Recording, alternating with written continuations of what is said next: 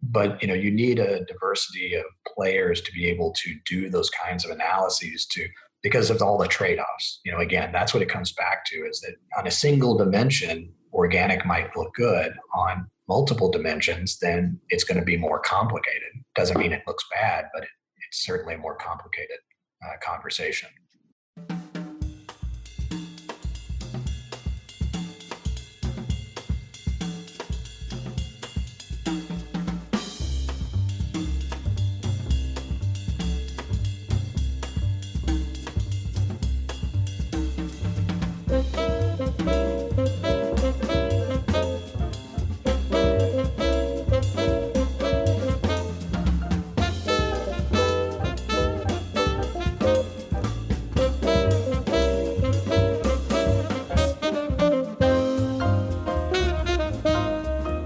Something to Chew On is a podcast devoted to the exploration and discussion of global food systems.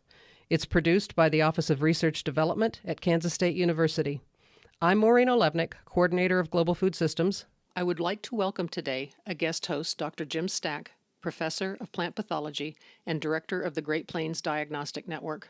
I'm Scott Denona. I'm a philosopher of science. Today's guest is Jack Bobo. Jack is the CEO of Futurity, a food foresight company that works with food and agriculture organizations to better understand emerging food trends and consumer attitudes and behaviors so they can position themselves to thrive in an ever more complex world. Jack previously served as the Chief Communications Officer and Senior Vice President for Global Policy and Government Affairs at Intrexon Corporation.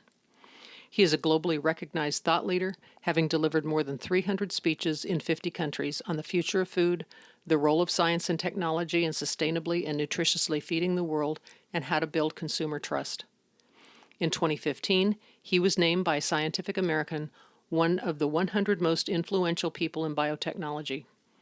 Prior to joining Intrexon, Jack worked at the U.S. Department of State for 13 years as a senior advisor for global food policy, food security, climate change, biotechnology, and agricultural trade. Prior to his career at the State Department, he was an attorney at Cromwell and Mooring, LLP. He received a JD, a Master of Science in Environmental Science, a Bachelor's of Arts in Psychology and Chemistry, and a Bachelor of Science in Biology from Indiana University. Again, I want to thank you so much for joining us. This is a real treat for us, and I think is going to be a real treat for the listeners that we've got on our podcast series. I'd like to welcome you, Jack Bobo, to the Something to Chew On podcast here at Kansas State University, and would like to start by asking you to give us a little background on yourself and what brought you to that high level of interest in the food system. Well, thank you. Thank you for allowing me to be on this podcast. I'm really excited to be here. So, like some of your previous guests, I'm going to go way back. I'm going to go back to when I was growing up in southern Indiana. And I didn't grow up on a farm, but I did have a cornfield that came all the way up to my backyard. And my family, we had a family garden at my grandmother's house. And unlike many of the gardens today, we grew corn, peppers, green beans, cantaloupe, strawberries, watermelons, and pretty much everything you can name. And my mother canned everything.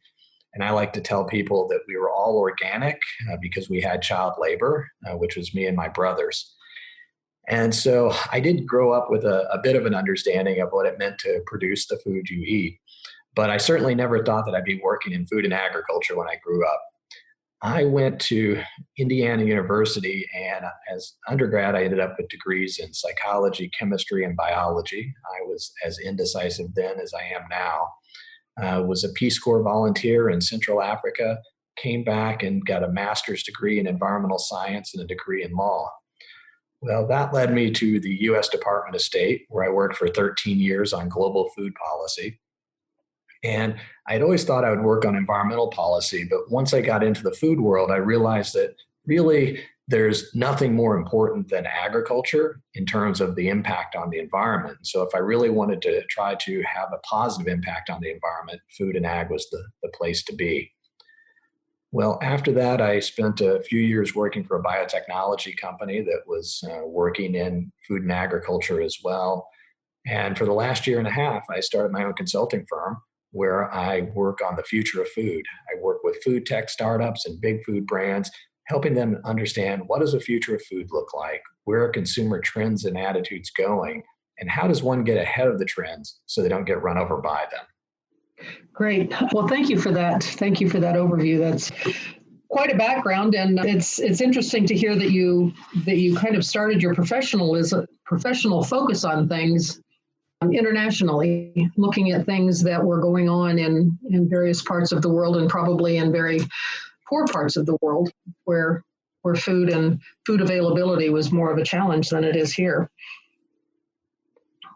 Yeah, absolutely. I was a volunteer in Gabon in Central Africa, and I was a science teacher, but I was in perhaps the most isolated corner of the country. And certainly food insecurity was a everyday reality for the people and the students around me. Ben, I think the natural first question is, so what is the future of food? Well, that's a good question. And I've got a futurist answer, which is futurists don't predict the future. What we do is we try to help organizations understand what are the possible futures that are out there, and work with organizations to try to figure out what's your preferred future and then develop a path to get there. So it's less about predicting and it's more about understanding what's possible and figuring out what's the best possible outcome we can have. And that might be by working with, dairy and livestock, but also with the newer plant-based and alternative protein companies. Cool. So then it's going to be hard for me to wrangle some more answers out of you if you don't want to predict things, which obviously everybody wants, right? But so yeah, plant proteins are obviously a novel trend. What are the other kind of newish things coming up that are maybe instead of predicting what the future is, what kinds of possibilities do you see opening up that like the average consumer may not be aware of? Yeah, well, what I worry about more is less the opportunity. I see that there's tremendous opportunity with alternative proteins, but also just improving the livestock sectors that we have today. I mean, now you have facial recognition for cows that are making our productivity, better and improving the health and welfare of the animals. You've got robots out in the fields that are, weeding for companies. You have these alternative proteins where you can produce eggs, proteins through fermentation. So there are a lot of exciting things happening just across the food chain. But what I worry a little bit about is how the food industry in some ways is going after each other. The alternative protein companies, plant-based companies are talking about how 10 years from now, we're going to see the end of the livestock industry. And then the livestock industry responds by talking about how ultra processed these other foods are. And what I worry about is that what these companies are doing is they're really undermining consumer confidence in our food system. And I think that's important because people are really worried about really small risks. Our food has never been safer in the history of the planet, and people have never been more scared. And I think that undermines the confidence, and people just don't enjoy food as much as they once did. And what else plays into the role of that lack of confidence? Are you concerned about like pesticides and GMOs and things like that as well? Well, I'm not worried about them, but certainly worried about people's worries. Yeah. Yeah, well, because, if we're looking at places like the United States and Europe and many parts of the world, those technologies are beneficial. Farmers that are using some of those technologies really like them. But the biggest benefits are often in other places. So if you're a farmer and you start using a herbicide tolerant crop or a BT crop that's insecticide resistant, you probably save a little bit of money or you save a little bit of time. But if you take that same technology to South Africa or China or India, all of a sudden you end up with 70% yield increases and dramatic reductions in pesticide poisonings. And so the real benefits are in other parts of the world, and we often don't see that. And so I worry about the lack of innovation being available to people in other places. Recently, within the last year, Europe has developed its farm to fork strategy. And it really builds on these kinds of concerns. because they're hoping to go to 25% organic for all of the agricultural land in Europe by 2030. And this sounds like a good thing. And when consumers think about it, I'm sure that they're pretty excited about it. But based on the research from the European Commission, organic production in Europe is about 36% less productive than conventional agriculture under real world conditions. So if they move to 25% organic, that's going to cause an 8% reduction in production in Europe. And the country that sends the most food to Europe is Brazil. So Europe is planning on exporting its environmental footprint to the most biodiverse country on the planet. And so that's where it's not really about right or wrong or good or bad, but there are real choices and consequences at play. So you work with a lot of different companies, and as you mentioned in your TED talk, the world's going to add quite a few more people to the planet this century. And I'm wondering, as you work with those companies, are they just tracking markets and market development, or do they have a vision for what the food systems should look like, say 30, 40, 50 years down the road? Well, that's a good question. And many of the alternative protein companies, they do have a vision. And unfortunately, often that vision doesn't include much of a role for the livestock industry. And I think that's part of what's creating this tension, is this expectation that they're going to usurp the role or they're going to replace animal agriculture. And I think they're mistaken in that, because as you said, we're going to add another 2 to 3 billion people to the planet in the next 30 or 40 years. And that means that we're going to need to increase production of food by at least 50 or 60%, if not 100% in areas like protein. And so there's this huge market opportunity for everybody.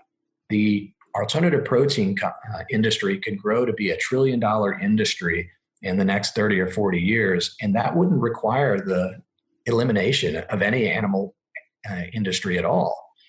And so instead of talking about how they're going to replace what's there, they should talk about meeting this future need, because that's big enough, and it's an opportunity, and it's not the sort of problem that's going to create the pushback that can slow down new innovations. So does their vision focus on markets, or food security outcomes, or health quality of life outcomes? I mean, and I don't mean that in a cynical sense. I'm just, what are the drivers when they're developing their strategic plans? Yeah, so if you look at a lot of these, it's really focused on the environmental benefits. So let's just use plant-based proteins as an example. So you have Impossible Foods, you have Beyond Meat, and those products are by and large intended to reduce the impact of agriculture on the planet. But what's interesting is if you look at why people are buying those products, 95% of purchasers are doing it for health reasons.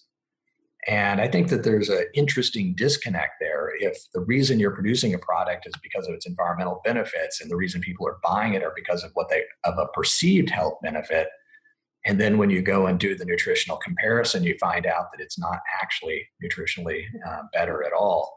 I think there's a risk of consumers getting turned off about whether or not those products are delivering on what they want.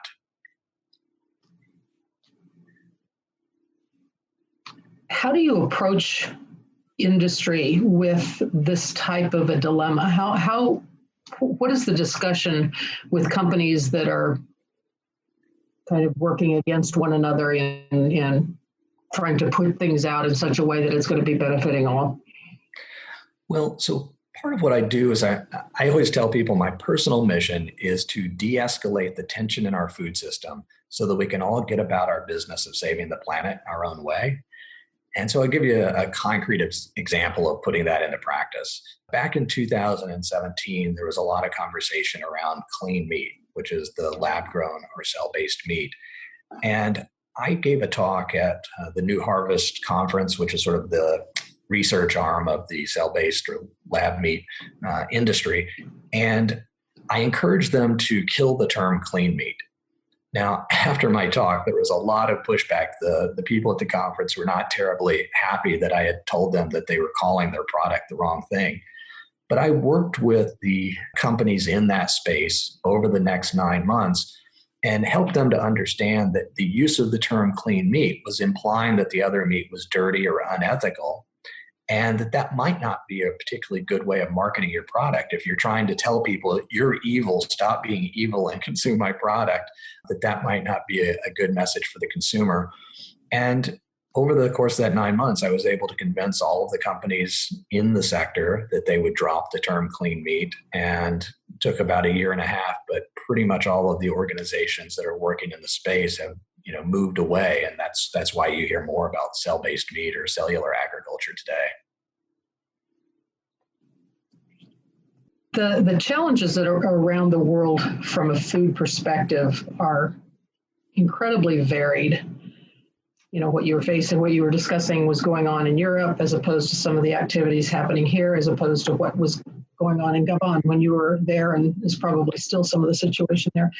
How do you get your hands around messaging some of the futuristic ideas or thoughts that you have when you've got such variability worldwide in different areas around the world?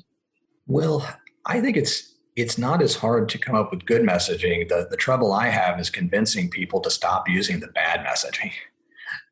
You may have run across the Eat Lancet report that came out a couple of years ago. And, it's an example of a report that, had a lot of positive aspects to it. It was talking about how people need to shift some of their diet so that we're eating a more balanced and nutritious meal. And many of us are eating too many calories. But the language they used was frankly, somewhat off-putting or offensive to a lot of livestock producers. And the message never really got put forward. So we never ended up having an important conversation about, what our global food system should look like, because it sort of quickly degenerated into, two different sides. Now, as an example, I was working on the Rockefeller Foundation's Food Vision Prize. I was a judge and then later a mentor for 2 of the 10 finalists. And each of the finalists in their proposal were pushing for reduction of animal agriculture and moving to these alternative proteins in their food vision for the future. And what I told them was, if their goal was to improve the planet and to improve health, and they were saying, we want to reduce animal protein by 30%. I said, well, why don't you just say that your goal is to reduce the impact of protein production by 30%? Well, maybe that's going to happen because of plant-based proteins and cell-based meat. But if the livestock industry can deliver the environmental benefits that you're asking for, why not let them have a seat at the table? And so instead of saying a reduction of 30% in animal products, saying a reduction of 30% of the impact, completely changed the dynamic of that conversation. And they at least were able to realize that, they had these biases in their mind that, they were looking for a particular future and that the language they were using wasn't going to help them to get there. So that's really interesting. I was going to ask, because you've been talking a lot about language and the importance of language for consumers and for producers as well, right? And in some cases, some of what you were recommending is just a shift from one kind of language to another that might make it more palatable or better convey what's actually happening, right? Sort of with right. So, but in some cases, like this is a case of not just a change in language, but it's a shift, maybe a subtle shift, but a shift in goals, right? Sort of, and I wonder, right, sort of to instead of reducing the impact of certain animal production, to just reduce the impact sort of overall, right, of whatever, it's a shift, right? So I'm wondering, like, how much of the tasks for getting the different actors in the food production system and the consumers, right, together, like on the same page and something that that works well for all of us and is sustainable. How much of it is like, look, we actually have the same goals in mind. We just have to be talking about it in the right way. And how much of it requires some shift in what we're trying to accomplish. Yes. So I think this is actually one of the areas where futurism has a role to play, because often when people are looking at the future, they're sort of saying, well, what do I need to do today? What needs to happen tomorrow in order to get to a very specific future that they've already imagined? Whereas, there are actually lots of possible futures that could be sustainable, that we could achieve in different ways. And that it's actually really helpful to start with a vision for the future. So for me, I have a vision for the future that is both sustainable and nutritious, so that people are nutritiously fed and that food is sustainably produced. So I have a very clear vision of what I want that future to look like, but I actually am very flexible about how we get there. And so one of the fathers of futurism, Bob Johansen, he always says that the future rewards clarity and punishes certainty. And what he means by that is it's really important to know where you're going, but you shouldn't be so fixed on how you're going to get there, because reality is going to intervene. And so it's a little bit like, somebody is traveling down the highway and they know where they're trying to get, and all of a sudden there's a detour and they just stop because they don't know how to get there. Well, people who are flexible are going to say, well, let's just go off on this. Let's get out Google Maps and we'll find another way of getting to our goal. And so having that flexibility about how you get there is really helpful to organizations. It's helpful to companies, and not being so fixed on what it's going to require. Yeah, so that's good. And I wonder, and I'm sure there's lots of ways in which we kind of have a similar vision, and maybe if we just shift and act towards it in a different way, we can sort of get on the same page. But I wonder, sort of maybe to kind of a question that Jim was asking earlier, if the visions are enough aligned to get us there, or does the futurist require also work, in helping us with that vision, right? Not just. Yes. Yeah. Right. I think so. Goal that we're all working to, right? But sort of, have you considered this goal even, right? Never mind the detour or the path, right? But sort of even where we're aiming for. Yeah, and that's why, in the visioning exercise, one builds different scenarios to try to understand, the range of possible futures. Because if you just start out and you sort of write down what that future is, then, you're really limiting yourself because there are all sorts of, ideas that could be brought to the table. And so really, it should be the result of a process. And, part of that's going out and looking at sort of the signals of the future, what's happening around the world today that, could suggest new opportunities in the future. And that's going to be important because, again, we don't quite know what the world's going to look like, even 10 years from now, let alone 20 or 30. I think it would, if you look back at 10 years ago, what companies, exist today that you couldn't live without, that didn't exist at all, just 10 or 15 years ago. And, it's really pretty shocking, that, companies like Google and Facebook and Instagram and all these things that people spend all their time on, didn't exist, not too long ago. If I could follow up on Scott's thinking there, industry, government, academia, all these sectors are contributing to the research and technology development that drives progress. But on the government and academic side, a lot of that is influenced by policy. The policy determines what the priorities are going to be, what initiatives we're going to pursue.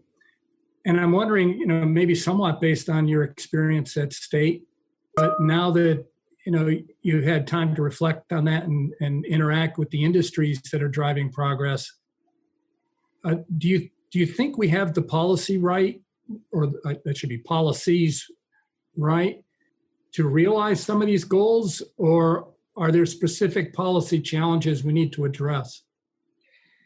Yeah, well, I always tell people I'm a science optimist. I'm convinced that science and technology can address many of the problems we have, but I'm a regulatory pessimist. I'm not at all convinced that the scientist will be allowed to go there. And so I think that goes to your point that, I think that there is a real risk that we don't achieve our goals because the policies, don't allow us to go there. I mean, I think that's pretty clear. If you look at what's happened in Europe over the last 20 years, you've had an exodus of scientists working in biotechnology in many fields because, if you can't, doesn't help if you can do research in a lab, if you can never bring a product to market. And it's very hard to understand, what opportunities never came to be, because you can't quantify, the discoveries that weren't made or the products that weren't commercialized. But there's certainly a cost to it. And I think that, we need to try to find a way of including that more in these conversations. That goes to what I was talking about earlier in terms of, local sustainability. And you see that in, the UN Food System Summit that's going to happen next year as well. There's this emphasis on local sustainability, regenerative agriculture, and other things. And I think we forget that, it's a continuum. Local sustainability is about using less water, fertilizer, insecticides, and other things. But global sustainability is about being more intensively producing products so that you have less of an impact in some distant place. And because consumers think about sustainability in terms of local, and companies and organizations often think in terms of global, there is that disconnect in terms of how they're envisioning, how we get to a sustainable future. And right now, in many places, there is a very strong push for policies that will prioritize local sustainability. And they're really just going to be exporting their environmental problems to other parts of the world that are even less capable of, absorbing those impacts. And I think, that's why it's important that, we have global conversations about these issues so that we, keep a proper balance. It's about trade-offs. It's not about, one being right and the other being wrong, but, we need a balance of both.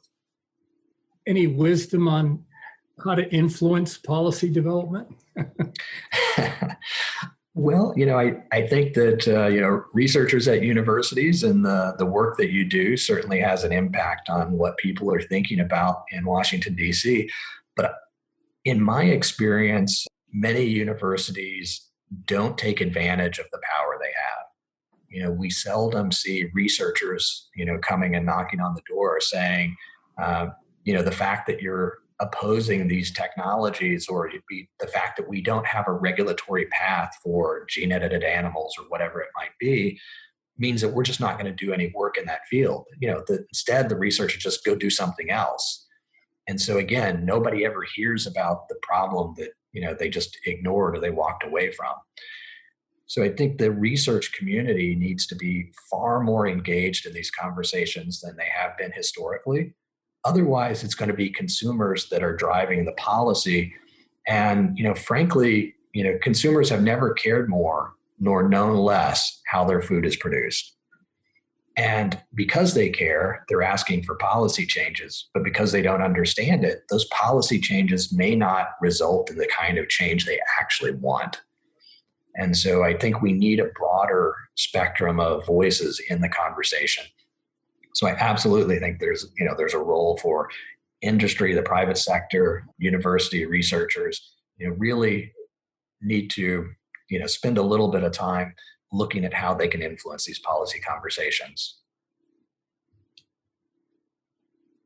Yeah, thank you for that. I agree with that assessment. I think we're a bit challenged right now in deriving a set of policies that unleash the capabilities that are clearly there, but in a manner that doesn't create more problems than it solves. Well, one area where I think universities could use some help is in science communication, which of course is what this podcast is all about. But by and large, I don't think there's enough of an emphasis on the role of science communication at most, big research universities. People aren't necessarily rewarded for it. I know they are more now than they were in the past, but we need, a lot more science communication than we've had. So I agree. We need more and better science communication, and this is across the board, not just in areas of food. But I wonder how much, I hear this a lot, and I worry sometimes, not that you were doing this, but I worry sometimes that we sort of then put the onus on the scientists. And I'm wondering, to communicate more, to communicate better, I'm wondering sort of if you could say something about some of the other factors. You said that consumers never cared more, but known less about their food, where it comes from, maybe how it's produced. I forget what you said, but there's a lot of factors here. Some of it is sort of the media at large. Some of it's sort of the way our food is advertised, right? And that is not on the scientists. That's on people maybe who are doing the advertising, right?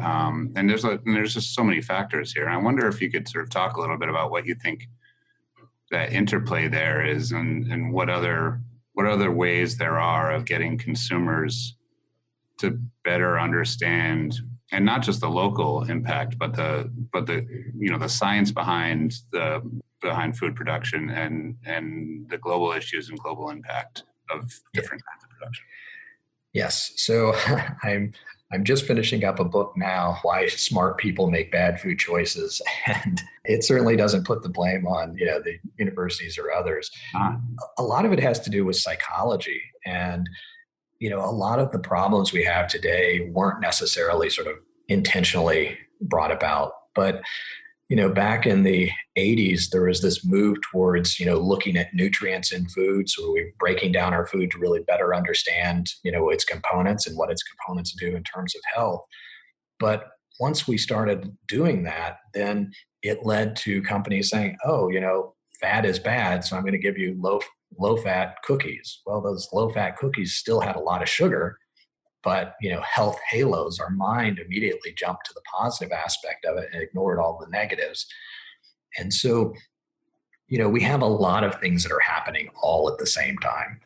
And so when I'm talking to scientists, I'm encouraging them to, communicate more. When I'm talking to companies, I'm talking about the importance of trust, that we need to build trust, because consumers aren't going to allow you to deploy new technologies if they don't trust you. Science tells us what we can do, but it's the public that tells us what we should do. And so we really have to be working at each of these levels. And, it's not enough to try to communicate on a controversial issue. I think we all know that when it comes to things like GMOs, it's not an information deficit model problem. More information is not going to convince people that these technologies are safe and effective. What's going to change is whether or not people trust you. And I'll give you a concrete example. The Impossible Foods, their product is a GMO hamburger, but obviously it has not received a lot of pushback from the public. But imagine for a moment if Monsanto had created the Impossible Burger. Well, I think we all know that it would not have been a hit, but all of the journalists would have said it failed because nobody wants a GMO burger. Well, that obviously isn't true. So why people think it failed and why it actually failed are often different. The reason it would have failed is that nobody wanted a GMO burger from a large multinational company. And because they misunderstand what's going on in situations like that, they also, companies like Impossible Foods misunderstand it as well. They think that consumers trust us because, we share their ethical values. And that's partially true, but it's only true as long as they're small. The moment Impossible Foods went into 18,000 Burger Kings was the moment that people pushed back on the fact that it was ultra processed. No rich people cared that it was ultra processed when it was $20 a burger in high-end restaurants. They only cared when poor people could afford it. And so, the relationship of companies to the consumer changes as they scale. So I just mentioned that there are a lot of different things going on. It's not just our relationship to industry, it's the relationship to the kind of industry, the point they are in their development. And so that's why I spend so much of my time trying to de-escalate that tension, because it's not making people happier. People are less happy, than they have been in a long time. People in the United States tend to be less happy than people in many developing countries that obviously have much more difficult circumstances. And that's because so much of the messaging that's going on is convincing people to worry about smaller and smaller risks. Because that's what we do as human beings. We focus on hazards, we don't focus on risk. Yeah, we're very bad judges of risk. I totally agree with that. And something else you said was really interesting to me too. And I think the way Jim was talking about how policy drives so much of what research gets done, but you just talked several times about the ways in which at least certain groups of consumers drive the future of food, drive some of the innovations in food, right? So could you say something about what you think that interplay is between the well-off people interested in sort of certain kinds of food products and the impact that has on our system overall? Sure. Well, it's interesting that if you look at 2019, the biggest diet trend of 2019 was clean eating, but the biggest IPO of 2019 was Beyond Meat. And so on one hand, consumers believe that the most important way to a healthier life is to eat whole foods and simple ingredients. And yet they're investing in companies that are fundamentally producing an ultra processed product. And so there is this disconnect that's happening. And the consumers that are pushing some of these trends, they are focused more on health and wellness. And yet 85% of consumers are more value shoppers. And so trends often get pushed in a direction that doesn't necessarily reflect the needs of the vast majority. And I'll return to the Eat Lancet report as an example. The report kind of demonized animal products and that we were eating too much meat. And yet when an analysis was done of the cost of consuming the diet that they were proposing, it was clearly more expensive than the diet people were eating. And so if money's not an issue, then you can eat healthy any way you want. But if money is an issue, then you need to take that into account. And too often when you have people from a certain socioeconomic status where money is not as much of an issue, they're balancing their environmental desires versus taste and quality and other things. But for many people, they don't have the luxury of balancing those. And just to give one concrete example, there's a report that looked at, what do consumers worry about in their food and how important are environmental issues? And the report said like 65% of consumers said that, environmental issues were very important in their purchases. But then when they broke that down as to, well, what does that mean for you? Well, for most people, that meant that you were reducing pesticides or you were making food more affordable. Well, my guess is that was not the same consumer saying those two things. For some, reducing pesticides equated to environmentally sustainable. On the other hand, some people thought making food more affordable made it more environmentally sustainable. And obviously those two things are actually, in conflict. If you reduce pesticides, you increase cost. And, so, we have different parts of the community that are at odds, and, only one of those is really at the table most of the time. So we've spent a bit of time talking about the foods that we eat and what's in people's diets. Another very important component of food security or the future of food is how food gets to the table. So the distribution technologies and systems. And I'm wondering if you've given as much thought to that as you have to the rest of it. I'd just be curious what you think about the role of distribution in realizing this vision for safe, nutritious food in the future. Yeah, well, certainly, in the age of COVID, there's been a lot of interest in food supply chains. And I think there's a lot of concern about long food supply chains. I'm a bit of a contrarian here on that topic. I understand why when we look at the bottleneck that was caused by meat processing, that people would be concerned about the consolidation of that industry. But it's worth looking at, what the alternative is. And if we go back just 2 years, there was a swine fever outbreak in China. And as a result of that, they had to slaughter 500 million pigs or something like that.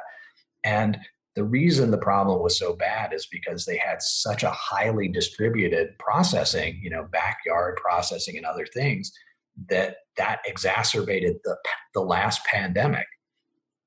And of course, in response to that, China has gone massively in the direction of the more consolidated processing that we have here in the United States.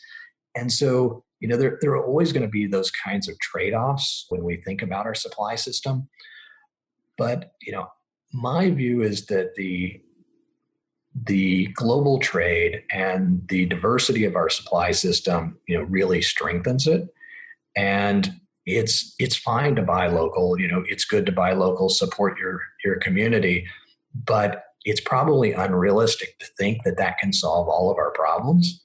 If you were to look at the environmental footprint of local production, for many products, it's going to be greater than something produced far away. And the reality is you're going to end up with a much less diverse, much less nutritious food palette, if you do reduce, the reliance on these global supply chains. So I think they're to our credit, and we need to improve them. We need to reduce some of those risks. But calls for increasing inventory so that we don't have the disruptions we had in the past, I think it's short-sighted. The reason if you increase inventory, what you're really doing is increasing slack in the food system, and slack is a lack of productivity and efficiency, and it means higher cost. And again, I'm personally more concerned about people on the lower end of socioeconomic scale, and they're the ones who are going to pay for having the luxury of inventory that's going to be there when somebody wants toilet paper in the next pandemic 50 years from now. What about the energy aspect? That wasn't too provocative. No. Quite interesting.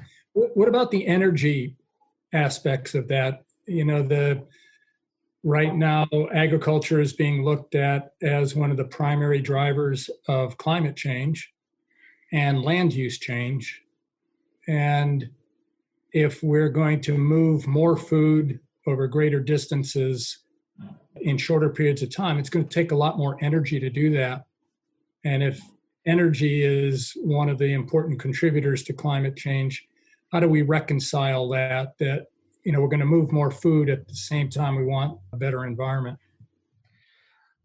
Well, it's always worth doing a life cycle analysis to see whether or not something produced in New Zealand really has a bigger carbon footprint because the transportation, most of the time that's actually not true. But I also think that, when somebody talks about the carbon footprint of transportation, often the conversation then turns around and says, well, we should be producing food, organically and regeneratively and other things. It's like, well, either we're going to look at the carbon footprint or we're not. If the carbon footprint matters, then organic production loses every single time. Regenerative agriculture is probably not going to win, any of these conversations. My personal perspective is that, we need a balance of both, that our food system is stronger because of the diversity, but that one solution is not going to solve the problem.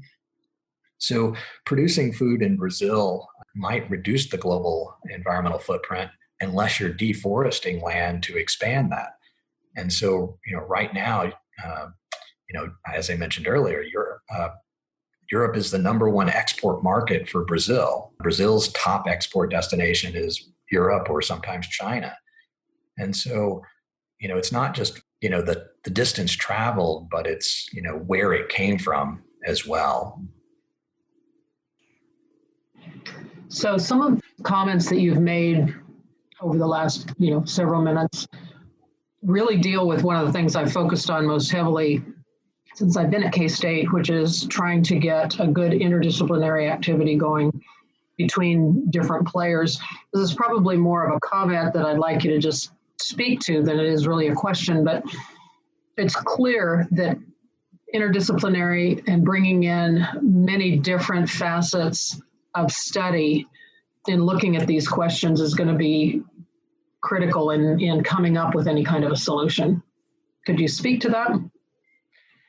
Yeah, well, I think you're absolutely right. I mean, too often we have, an analysis by, one group that's, has a vested interest in the outcome. And I think we need to have more of that multidisciplinary approach. I think organizations like the World Resources Institute tend to do a pretty good job of balancing those. But other organizations, I've been a little bit disappointed in, their lack of concern about, productivity as being an important factor. I've had conversations with, the World Wildlife Fund and others, and they're not really convinced that productivity is that important. And, frankly, I don't understand how they can view that, because, if we double productivity by 2050 and we need twice as much food, then that's great. But if we double productivity and it turns out we don't need any food, then we've just cut in half our environmental impact. And so there's a benefit. But, you need a diversity of players to be able to do those kinds of analyses because of all the trade-offs. Again, that's what it comes back to, is that on a single dimension, organic might look good. On multiple dimensions, then it's going to be more complicated. Doesn't mean it looks bad, but it's certainly a more complicated conversation.